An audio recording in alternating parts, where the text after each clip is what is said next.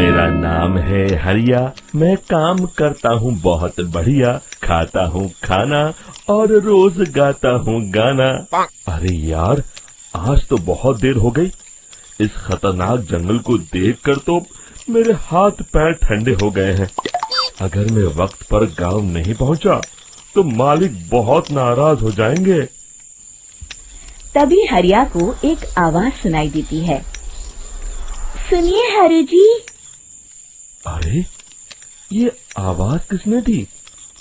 तभी हरिया को सामने कुछ दूर एक औरत खड़ी दिखाई देती है। अरे भाई, ये औरत अकेली इतनी रात को इस जंगल में क्या कर रही है? चलकर पूछना पड़ेगा।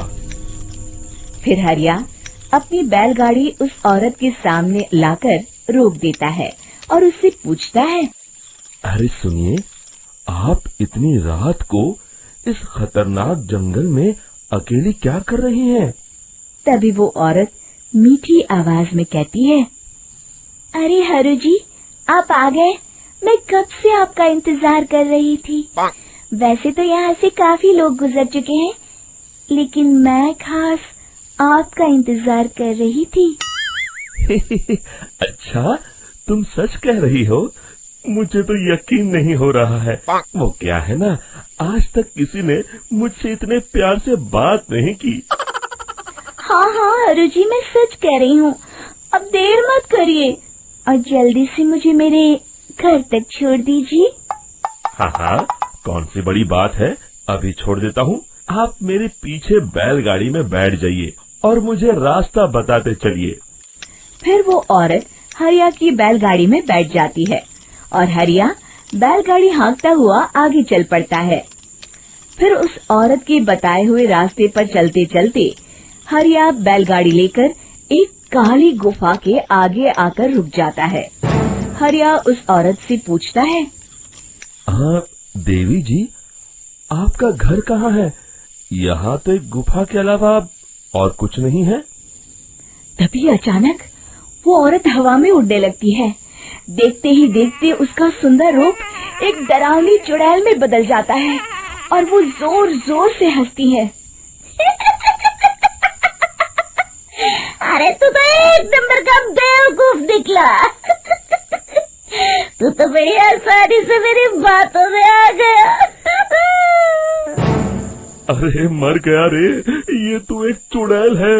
हे भगवान बचा ले, ये तो बड़ी डरावनी दिखाई दे रही है। और फिर अगले ही पल हरिया की बैलगाड़ी में रखा सारा सामान हवा में उड़ता हुआ उस काली गुफा के अंदर चला जाता है और वो चुड़ैल भी उस गुफा के अंदर जाकर कहीं गायब हो जाती है। हरिया ये नजारा देख बुरी तरह घबरा और परेशान हो जाता है। अरे, ये चुड़ैल तो मेरा सारा सामान लेकर गुफा में गायब हो गई। अब क्या होगा? अगर मैं गांव खाली हाथ गया तो मालिक मेरी अच्छी खबर लेंगे। मेरी इस बात का कोई यकीन भी नहीं करेगा। फिर आखिर वही हुआ।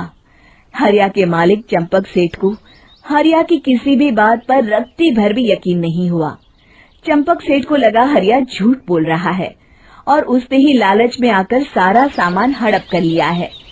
फिर हरिया को बेईमान समझकर चंपक सेठ उसे काम से निकाल देता है।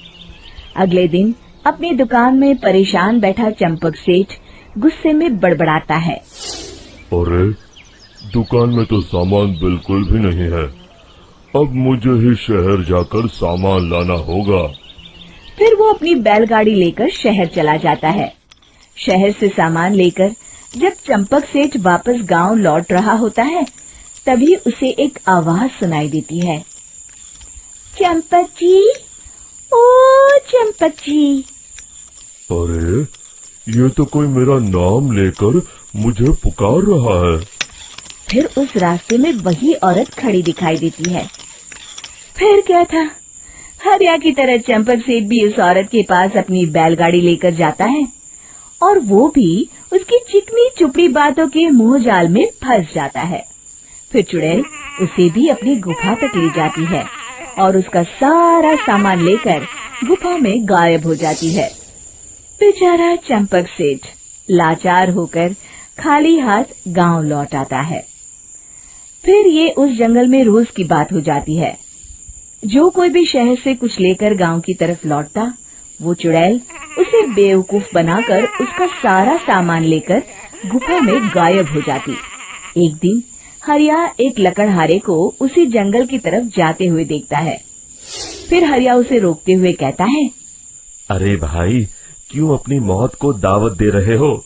मेरी बात मानो, आगे जंगल में मत जाओ, वहाँ एक बड़ी भयानक चुड़ैल रहती है।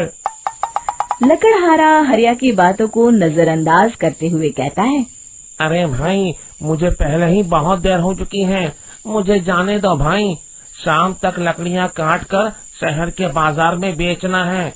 तुम अपनी ये कहानी किसी फुर्सत में बैठे इंसान को सुनाओ, मैं तो चला। इतना कहकर लकड़हारा वहाँ से आगे जंगल की तरफ चला जाता है। फिर अगले दिन गांव के मुखिया के घर के बाहर बहुत सारे लोग जमा हो जाते हैं। तभी हाथ में कुल्हाड़ी लिए खड़ा लकड़हारा कहता है, अरे मुखिया जी, अब आप ही हमें बचाइए उस जंगल वाली चुड़ैल से। हमारा सारा काम तो शहर से ही होता है। अरे मुखिया जी, उस चुड़ैल की वजह से तो मैं पूरी तरह बर्बाद हो गया हूँ। हम सबको मिलकर उस चुड़ैल का कोई इलाज करना पड़ेगा। तभी भीड़ में खड़ा वीरा कहता है, आप लोग चिंता मत करिए, कल से वो चुड़ैल किसी को नहीं लूट पाएगी। मेरे पास एक बहुत अच्छी तरकीब है। तभी चंपक सेठ उसका मजाक उड़ाते हुए कहता है, अरे तेरा नाम वीरा है तो क्या हुआ? तूने अभी उस चुड़ैल को देखा नहीं है? जाकर अपना काम कर, बड़ा आया। तब मुखिया जी कहते हैं, नहीं चंपक सेठ, मुझे लगता है हमें इस लड़के को एक मौका देना चाहिए। फिर सभी गांव वाले मुखिया जी की बातों से सहमत हो जाते हैं और वीरा शाम को एक बैलगाड़ी में कुछ सामान लादकर उस जंगल की ओर चल देता है। वीरा, ओ वीरा, कहाँ जा रहा है? तभी वीरा मुड़ के देखता है, वही चुड़ैल एक औरत के रूप में खड़ी है। अरे बहन जी, मैं आपको ही ढूंढ रहा था। देखिए, मैं आपके लिए क्या लाया हूँ। हैं? अरे वाह, तो खुद मेरे लिए इतना सामान लाया है। तू ही अकेला गांव में समझदार है। जरा देखो, मैं भी खोल के, बड़े भूख लगी है। जैसे ही चुड़ैल उस सामान पर से कपड़ा हटाती है, एक भगवान शिव की तेज रोशनी उसके अंदर मूर्ति से निकलती है और चुड़ैल अपने असली रूप में आकर जलने लगती है। अरे मैं जल रही हूँ, बचाओ! बचाओ! ओम नमः शिवाय! मर गई मैं! देखते ही देखते वो चुड़ैल राख के साथ उड़ जाती है और सभी गांव वाले भी वहां जाते हैं।